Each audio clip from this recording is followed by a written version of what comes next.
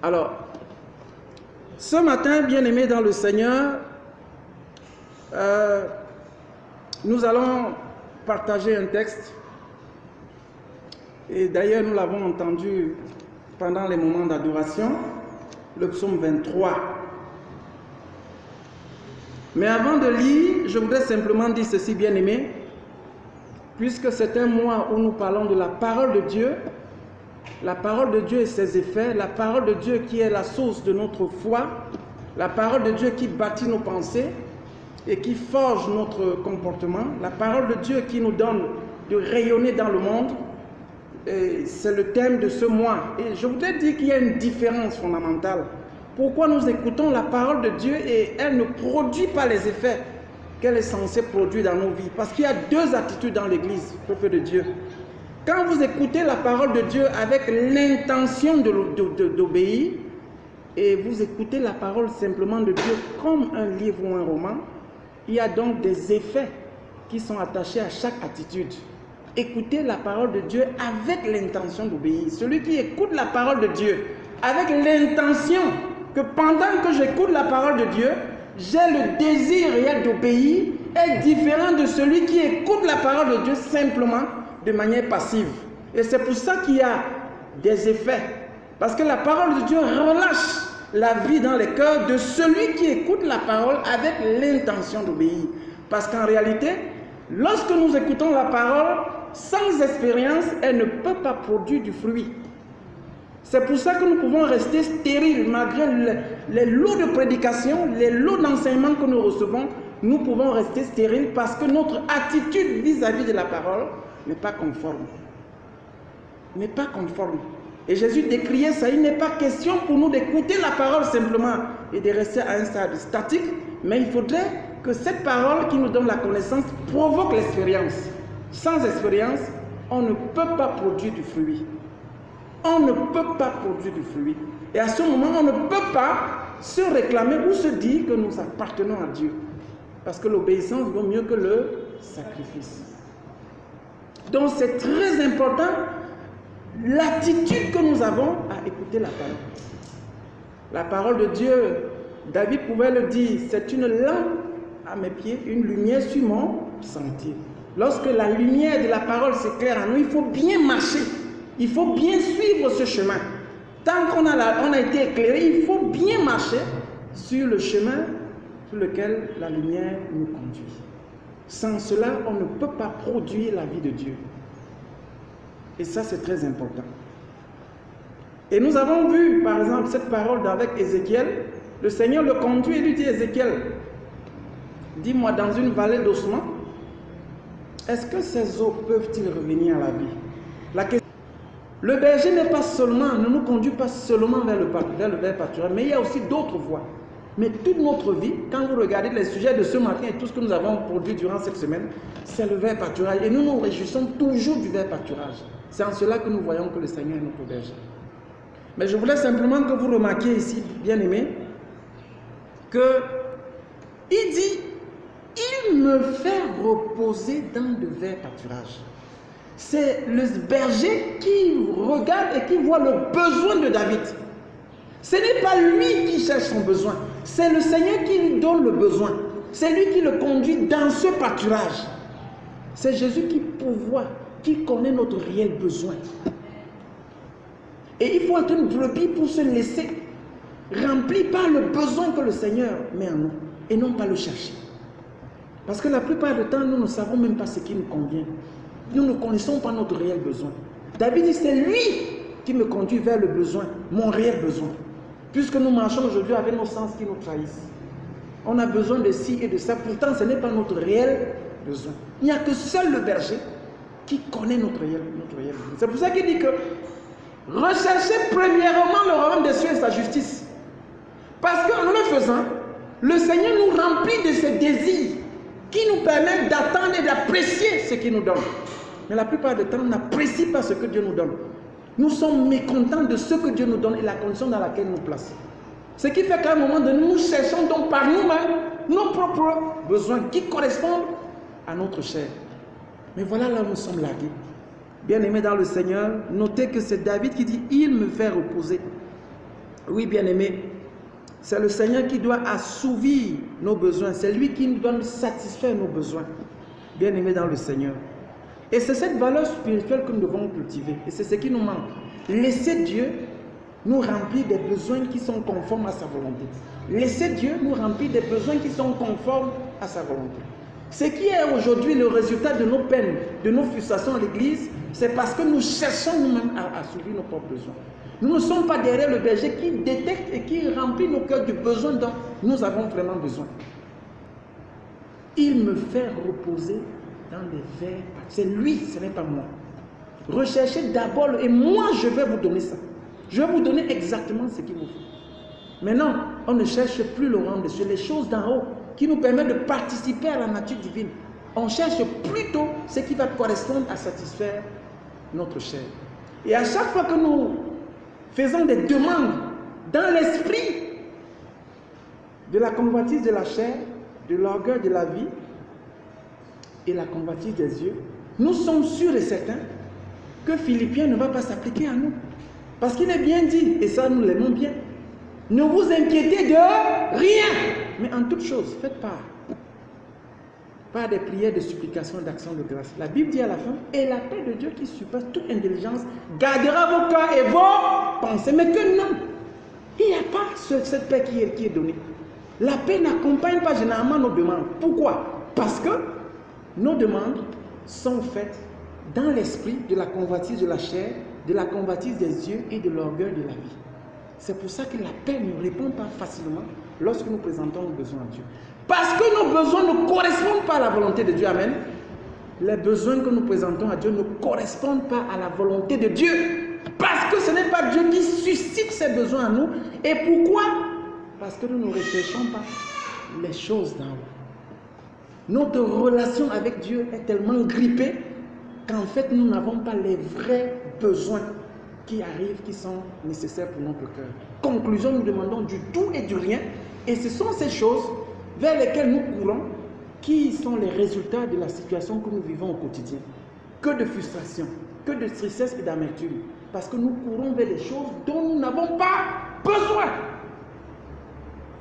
Et quand on demande de rendre grâce à Dieu, les actions de grâce ne sont pas abondantes. Parce qu'on ne voit pas ce que Dieu fait. On cherche à faire à avoir ce que nous voulons. Et nous ne pouvons pas dire merci à Dieu. Il me fait reposer dans le verset. C'est lui, ce n'est pas moi. Que le Seigneur te donne ce désir, te remplisse de ses désirs, afin que tu aspires aux besoins qui correspondent à sa volonté. Ça, ce sont des valeurs qui nous manquent. C'est pour ça que nous sommes tristes. Et vous allez voir dans les cœurs aujourd'hui, les gens ne sont pas satisfaits. Allez demander pourquoi. Ils attendent des choses qui ne correspondent pas à leurs besoins et qui les éjectent sur la carrière que Dieu a tracée pour eux. Il faut qu'on soit derrière le bon berger. C'est lui qui sait ce qui convient à un moment donné, à une saison de notre vie. Mais nous embrassons des choses qui ne correspondent pas à la saison de notre vie. Voilà des frustrations et des lourdeurs. On ne s'épanouit pas en Christ. Parce que nous embrassons des choses qui n'entrent pas dans les principes et dans la volonté de Dieu. L'Éternel est mon berger, je ne manquerai de rien. Il me fait reposer dans le vert pâturage. Que le Seigneur change notre façon de comprendre, notre façon d'apprécier. C'est lui qui nous donne, il pourvoit nos besoins, il a pris la responsabilité. Mais il faut d'abord qu'on recherche les choses dans nous. Premièrement, le royaume des cieux. L'ordre est inverse, les priorités sont renversées. Mais comment voulons-vous la joie? Il a garanti que la paix qui surpasse toute intelligence gardera vos cœurs, mais la paix n'est pas là. Nous disons quelque chose, mais les cœurs sont encore agités, troublés. Peuple de Dieu, sommes-nous derrière ce bon berger? Sommes-nous vraiment derrière ce bon berger? Pourquoi nos cœurs sont si surchauffés et agités si nous sommes réellement derrière ce bon berger? Nous sommes derrière un autre berger. Peut-être nous sommes notre propre berger. C'est pour ça que nous sommes jetés hors course. Et nous embrassons des choses attachées à notre convoitise et à nos penchants qui sont corrompus. Voilà la situation qui traduit aujourd'hui l'état de vos cœurs. Que le Seigneur nous amène à cette compréhension, bien-aimés. Le deuxième chemin, bien-aimés, il parle ici pas seulement des verts pâturages, parce que c'est un berger qui connaît les besoins de sa brebis. Il n'y a pas seulement le vert pâturage, il y a aussi le chemin de la justice. On veut seulement le vert pâturage, mais il y a aussi le chemin de la justice que nous devons emprunter. Mais nous sommes seulement vert pâturage, nous oublions que Christ est mort, lui qui n'avait pas péché, Dieu l'a fait pécher pour nous afin qu'en lui nous soyons justice de Dieu. Mais quel est ce peuple-là qui ne veut que se nourrir des choses? Ils oublient qu'ils ont été habillés du chemin, de l'habit de la justice. Cet habit permet de refléter la gloire de Dieu. C'est ça qui permet de rayonner. Quand il est dit, bien-aimé, vous êtes le sel de la terre, vous êtes la lumière du monde. C'est parce que nous sommes habillés du vêtement de la justice. Mais quand le Seigneur, qui est notre berger, par notre confession, veut nous conduire dans ce chemin, nous lui résistons. Et en même temps, nous disons, nous sommes la brebis du Seigneur. Que non, que non, que non. Bien-aimés, ce n'est pas de ça qu'il est question. Nous devons aussi nous laisser conduire sur le chemin de la justice. Et la justice requiert une vie de sainteté, une vie de pureté. Le Seigneur nous instruit, eu égard à la vie passée, de nous dépouiller du vieil homme et de nous revêtir de l'homme nouveau. Voilà le vêtement de cette brebis. C'est avec ça qu'il doit marcher. Et c'est ça qui fait la différence. C'est ça qui fait la différence. Sinon, en quoi sommes-nous vraiment différents de ceux qui ne sont pas venus ce matin? En quoi? Dites-moi, vous et moi, sommes-nous vraiment différents si ce n'est ce vêtement de la justice? En quoi sommes-nous vraiment différents? Le Seigneur pouvait dire, bien-aimé, Romains chapitre 6, verset 13. Ne livrez pas, écoutez-moi bien. C'est un aspect très important. Ne vous dites pas chrétien, enfant de Dieu. On adore, on loue, c'est bien. Mais ce n'est pas où ça se joue. Tout le monde peut faire ce qu'on a fait ce matin, sans problème. Beaucoup de gens viennent à l'église, ils peuvent faire tout ce qu'on a fait ce matin, sortir de belles prières d'adoration, chanter, ça c'est bien. Mais ce n'est pas là où ça se joue. La différence, c'est dans la conduite. Et c'est de ça que nous allons, il est question. Romains chapitre 6, verset 13. Ne livrez pas vos membres au péché comme des instruments d'iniquité. Ça là, c'est le berger qui parle. Et il s'adresse à la brebis parce qu'elle a la capacité, eu égale à la relation qu'il a avec lui, d'accomplir ce qu'il est en train de dire. Et ça, c'est ça qui fait la différence. Ne livrez pas vos membres au péché comme instruments de justice, mais donnez vous-même à Dieu comme étant vivant de mort que vous étiez. Offrez à Dieu vos membres comme des instruments de justice. Ça veut dire, le corps que Dieu nous a donné, les membres que nous avons, sont là pour manifester sa gloire. C'est de ça qu'il est question. Donc, en fait, ce que Dieu a fait de moi, c'est parce qu'il veut que je manifeste sa gloire là, il m'a placé. Mais bien aimé, comment est-ce que nous utilisons le corps qu'il nous a donné? Voilà où ça se joue. Et ici, il n'est pas question de jouer, n'est-ce pas, à la fourberie. Parce que la Bible dit que Dieu connaît les siens. Nous allons nous séparer tout à l'heure. Mais c'est là où le Seigneur va regarder, il va voir, mais qui est ma brebis? Qu'est-ce que vous faites lorsque cette église n'est pas rassemblée? Lorsque vous vous trouvez seul dans votre chambre, lorsque vous vous trouvez en dehors de la présence des frères, voilà où ça se joue. J'ai toujours dit que l'église, c'est la salle d'embarquement. Nous sommes ici pour recevoir des instructions parce que nous attendons un vol qui est imminent, qui est près de nous enlever. Alors quand nous recevons des instructions ici, c'est parce que nous attendons la venue de ce roi des rois qui vient chercher son peuple.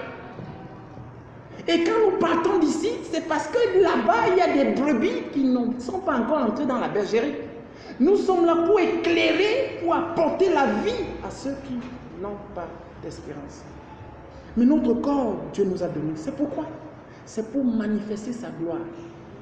Mais regardez ce que nous faisons. Lorsque nous sommes avec nos téléphones, qu'est-ce que nous regardons? Les gens sont seuls dans leur chambre. Ils se permettent de voir n'importe quoi, de se nourrir de n'importe quoi, parce que personne ne vous voit. Vous le pensez bien? On ne se moque pas de Dieu. Ce qu'un homme a semé, il le récoltera. David pouvait dire le psaume 139 que Seigneur, quand je me lève, quand je marche, quand je vois quoi? Tout est à nu et à découvert devant celui à qui nous devons rendre compte. Mais les gens font n'importe quoi, pensant qu'ils peuvent penser n'importe quoi. Le Seigneur consulte même les pensées des hommes et il sait qu'elles sont vaines. Ça veut dire qu'il apprécie ce que nous pensons. Mais regardez comment les gens pourrissent leur vie avec des pensées les plus méchantes et les plus obscènes. Dieu les regarde et il les voit. Nous avons été, un corps nous a été donné pour manifester la gloire de Dieu. Et c'est ce que David a entendu. Il nous conduit dans le chemin de la justice. Notre corps est là pour refléter la justice. Nos bouches sont là pour louer, comme nous l'avons fait ce matin. Mais pas pour annoncer d'autres choses. Écouter des discours ou des choses qui n'ont rien à voir avec la vie de Dieu. Bien-aimés, c'est de ça qu'il est question. Donc ne nous contentons pas seulement du verbe pâturage. De l'autre côté, la brebis a besoin aussi d'aller sur le chemin de la justice. Est-ce que tu es cette brebis-là? Est-ce que tu es cette brebis-là? Est-ce que vraiment tu es cette brebis-là? Le Seigneur nous interpelle ce matin. Donc ne disons pas l'Éternel est mon berger. C'est trop facile. C'est trop facile de dire ça. Quel berger? Il se reconnaît dans notre vie? Est-ce qu'il se reconnaît? Soyons quand même sérieux, il se reconnaît. Donc, peuple de Dieu, quand nous disons des choses, prenons la mesure. Le Seigneur veut qu'on change la façon de voir, d'être et de faire. C'est la raison pour laquelle il amène son peuple chaque dimanche. Pour corriger. Parce que l'heure vient, et je dis toujours, comme j'ai l'habitude de dire, c'est le moment de corriger les copies. Quand on a dit à l'école, il est moins 15, que chacun regarde sa copie, parce que le sort des enfants de Dieu, pour l'éternité, est en train de se jouer en ce moment. Il n'y a plus question de les histoires qui nous encombrent, qui nous... Vraiment, ce n'est plus le moment, c'est chacun qui doit dire, Seigneur, vraiment cette histoire-là, il faut que je fasse attention. Évitez de tromper les gens et de vivre comme si personne ne vous voyait, malgré le fait que vous soyez seul. Non, vous n'êtes pas seul. Il y a El Roi qui vous regarde, celui qui vous voit. On ne se moque pas de Dieu. L'Éternel est mon berger. Il instruit à chacun d'entre nous une vie de justice. Et il nous l'a donné à la croix, si nous nous reconnaissons comme ceux-là qui ont accepté le Seigneur. Nous avons cette vie-là. Faisons-la valoir. N'amenons pas une vie désintéressée. Une vie qui n'est que l'ombre de la gloire de Dieu que nous sommes censés manifester. Un autre chemin, bien-aimé. L'ombre de la vallée de la mort. Non, les eaux paisibles. Les eaux paisibles. Les eaux paisibles, ça fait allusion à la paix. À la paix que nous recherchons. Nous voulons. Tout le monde aime vivre dans la paix. On dit la tranquillité, vraiment, on ne veut pas les problèmes. Vraiment, chacun veut la paix. Oui, c'est bien. On veut la paix. Tout le monde veut une paix. Tout le monde veut aspirer à une vie calme, une vie de paix. Mais seulement, est-ce que nous sommes prêts à payer le prix? Nous voulons la paix. Mais est-ce que nous pouvons payer le prix de cette paix? Christ lui-même, le bon berger, ce qu'il est venu faire sur la terre, c'est déjà de nous apporter la paix. Parce que nous sommes nés naturellement dans une condition d'inimitié, de guerre avec le Père. Et quand il arrive, il rétablit d'abord la paix, bien-aimée. Dans Éphésiens chapitre 2, verset 14 à 16, il dit car il est notre Père, lui qui des deux n'en ont fait qu'un. Il a renversé le mur de séparation. Vous voyez, il a détruit, parce que c'est ça qui nous privait des moyens de grâce, qui nous privait des capacités dont nous avons besoin pour triompher. Il a renversé ce mur-là pour établir la paix entre Dieu et nous. Et nous disons que nous l'avons reçu. Nous voulons une vie de paix. Mais est-ce que nous la recherchons? Rechercher la paix avec tous et la sanctification, sans laquelle nul ne verra le Seigneur. Et disons-le, Dieu n'agit pas. Dieu nous prive de sa main d'association. Il nous prive de tous ses moyens lorsqu'il ne voit pas la paix. Et il nous demande de la rechercher. Dans un autre passage, il dit autant que cela dépend de vous, soyez en paix avec tout le monde. Je dis toujours, est-ce que si à la sortie du culte, on demande de nous saluer vraiment, chaleureusement, est-ce qu'on peut être en même de se saluer sans rougir seulement dans cette salle? Vous allez voir des gens qui pensent que la vie de Dieu c'est de la rigolade. On ne s'amuse pas avec la vie de Dieu. Des gens se plaisent à garder d'autres frères dans leur vie et dans leur cœur pour des conneries. Oh, il m'a fait ça. Oh, il m'a regardé comme ça. Oh, il est ici. Oh, cela. Les gens sont remplis dans les cœurs, prennent la place du Saint-Esprit, se rendant esclaves par eux-mêmes et vivant des blessures et des frustrations. Quand on demande aux gens de louer, il n'y a pas de joie parce que les cœurs sont remplis des bien-aimés qui sont attachés, des membres de la famille qu'on n'a pas pu pardonner. Mais comment le Saint-Esprit peut-il se réjouir? Le Saint-Esprit est attristé parce que le monde qu'il y a dans notre cœur, on les a bloqués et nous sommes esclaves. Et vous pensez que vous êtes derrière ce berger? Mais non. Dieu n'agit pas quand il regarde à ça. Vous ne pouvez pas le voir dans votre vie. Parce qu'il y a plein de gens qui sont dans vos cœurs, attachés. Vous les gardez pourquoi? Vous ne libérez pas le pardon, pourquoi? Mais vous pensez que vous allez passer où? Vous allez passer où? Avec des gens que vous n'avez pas pardonné, des blessures pendant des années. Vous allez passer où? Dieu vous résiste. Mais vous dites l'Éternel est mon berger. Non, c'est faux. Parce qu'il nous conduit vers des eaux paisibles. Il veut des enfants de paix. Et nous devons la rechercher. On doit payer le prix de cette paix-là. Les gens qui disent que non, je ne peux pas aller, je ne peux pas faire ça. Je ne peux pas faire ça. Vous voulez rester dans notre vie de confort. Punir des gens. Et allons prier le Seigneur, pardonne. Tout à l'heure, on demande aux gens de se confesser. Vous confessez donc sur quelle base? Vous oubliez qu'il y a une disposition dans les Écritures. Que c'est seulement exactement de la manière dont vous allez pardonner que vous serez pardonné. Mais il ne faut pas qu'on rigole. Les gens qui sont dans vos cœurs, libérez. Libérez qui que ce soit. Vous n'avez pas le droit de les garder. Parce que Dieu lui-même vous a relâché quand vous étiez encore pécheur. Et vous dites que vous êtes derrière le berger, il n'instruit pas de tels hommes. Sa puissance, quand nous sommes en relation avec lui, il nous donne la capacité de pardonner. Voilà une brebis. Et c'est un peu comme Joseph. Vous m'avez envoyé en Égypte pensant me faire du mal. Mais Dieu, il y a des gens pleins. Je discutais avec quelqu'un qui dit vraiment, pasteur, il y a une chose que je ne peux pas faire. Je dis, qu'est-ce qu'il faut?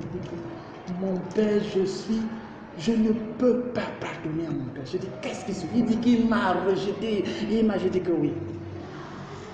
Si tu veux t'épanouir avec Dieu, c'est le passage obligé. Je suis désolé. Je suis désolé. Tu vas seulement aller le voir par la puissance et la force que Christ te donne pour lui dire, papa, je te pardonne. C'est seulement à ce moment que la vie de Dieu va jaillir et tu seras épanoui. Mais qu'est-ce qu'on vit là? Ça, c'est l'hypocrisie. Libérez les gens dans le cœur. Libérez les gens dans le cœur. Qui que ce soit. Ne soyez pas trop attachés à ce que les gens vous font. Ça, c'est des histoires. On est encore trop sensible à la chair. Libérez. Cherchez, payez le prix. Parce que c'est Dieu que vous regardez, ce n'est pas aux hommes. C'est à ce Dieu-là que vous voulez obéir. C'est lui le berger qui vous instruit. Mes brebis entendent ma voix. Mais il le dit, libère. En quoi est-ce que tu es bon, tu es une brebis quand tu n'écoutes pas la voix de ton cœur? Tu gardes des gens. Libère des gens que tu as dans ton cœur, qui que ce soit. Et ça là, tu vas avoir la vie de Dieu s'épanouir.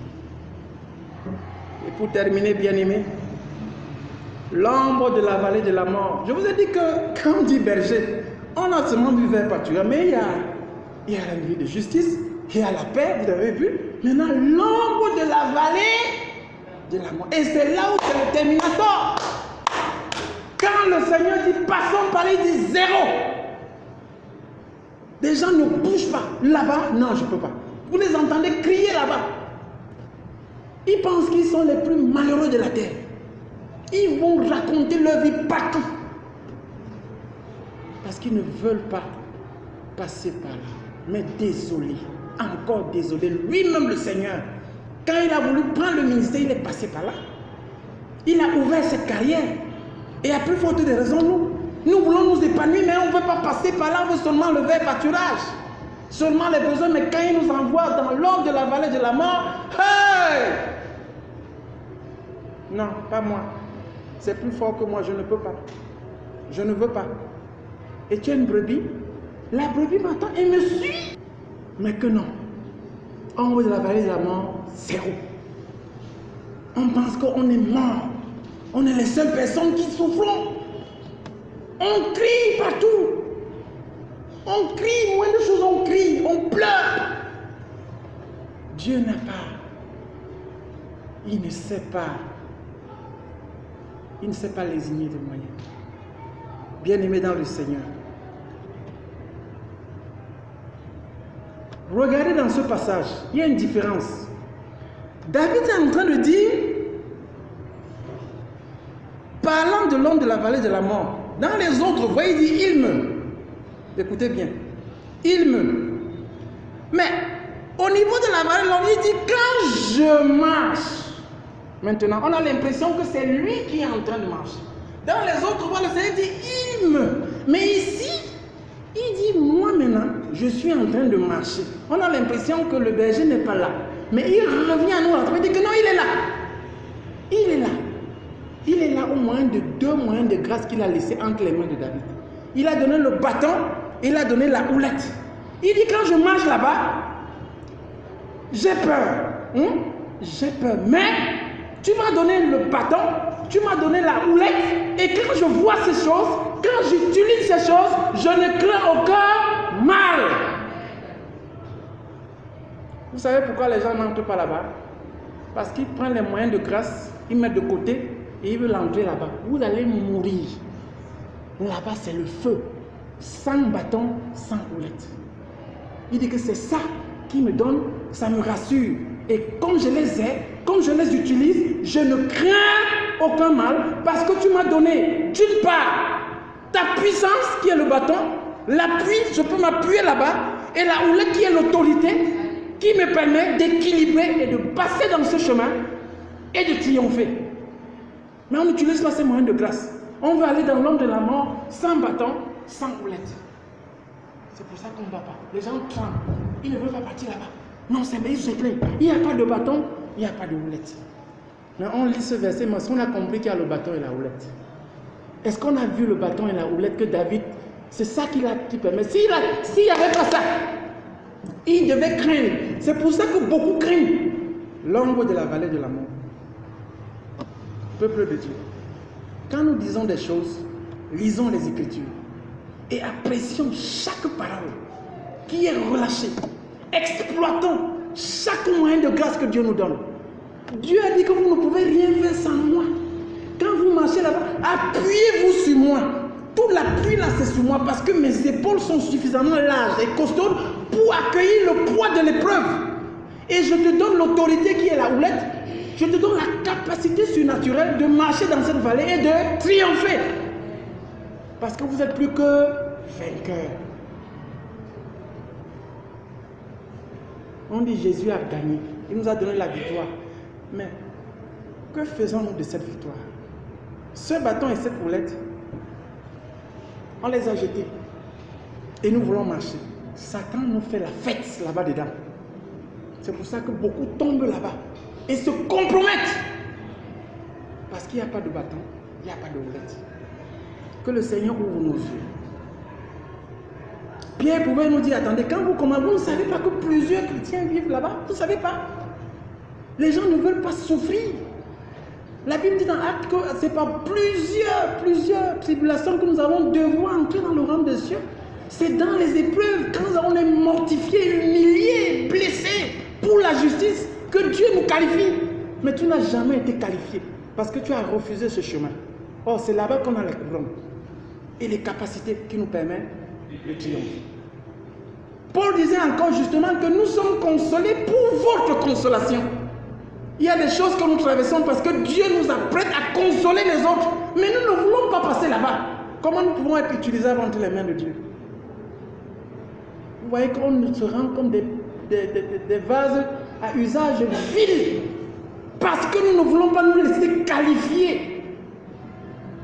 Nous ne sommes pas utiles. Nous ne pouvons pas dire à quelqu'un qui a traversé ce moment, vous ne pouvez rien lui dire parce que vous n'êtes jamais passé là-bas. Vous n'êtes jamais passé là-bas parce que vous avez refusé. Vous n'êtes pas quitté sur votre zone de confort.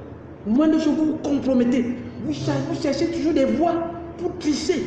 Pour tricher. Là où Dieu vous amène. C'est pour ça qu'on est toujours sur place. On ne bouge pas. 10 ans, envoyer quelqu'un là. Il n'a aucun impact. Il ne reflète rien. Toujours là avec les mêmes problèmes, les mêmes sujets de prière. Ce n'est pas possible. On doit aller de progrès en progrès. Mais vous êtes là assis comme ça. Tous les jours, on a l'état de prédication, l'état d'enseignement pour fatiguer les pasteurs.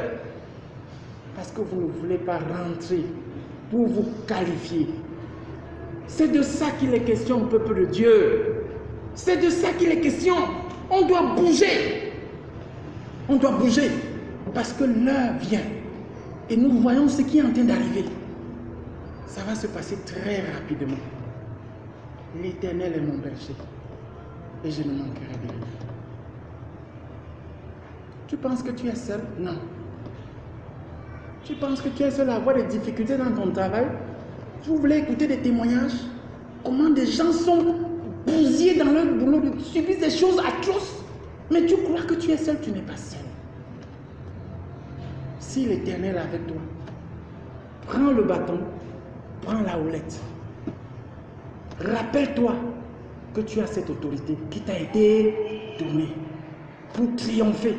Parce que Dieu dit qu'avec la tentation, il nous donne tous les moyens de nous en sortir. Mais toi, tu dis que c'est plus fort que moi. Tu as vu ça où? Ce n'est pas le langage de la Bible. Parce qu'il est dit, celui qui est en moi est plus fort que celui qui est dans le monde. Tu as laissé le bâton, tu as laissé la houlette. C'est pour ça que tu dis que c'est plus fort que toi. Va à la faire avec la force que je te donne. L'Éternel est mon berger, je ne manquerai. Voilà de quoi il est question. David nous l'a exposé. Il a expérimenté toutes ces choses. C'est pour ça qu'il dit que tous les jours, il est dans le bonheur. Tous les jours, pensez qu'il n'a pas versé des larmes, mais il n'a pas vu ces larmes comme une défaite. Il s'est réjoui dans la souffrance. Il s'est réjoui dans la souffrance. Parce qu'il savait que cette souffrance, elle était utile pour lui. 40 ans de guerre pour accéder à la royauté. Quel est cet homme-là? Quel est cet homme? Mais à la fin, il a été rassasié. Il dit, ma coupe déborde. Ma coupe déborde. Que le Seigneur nous fasse grâce.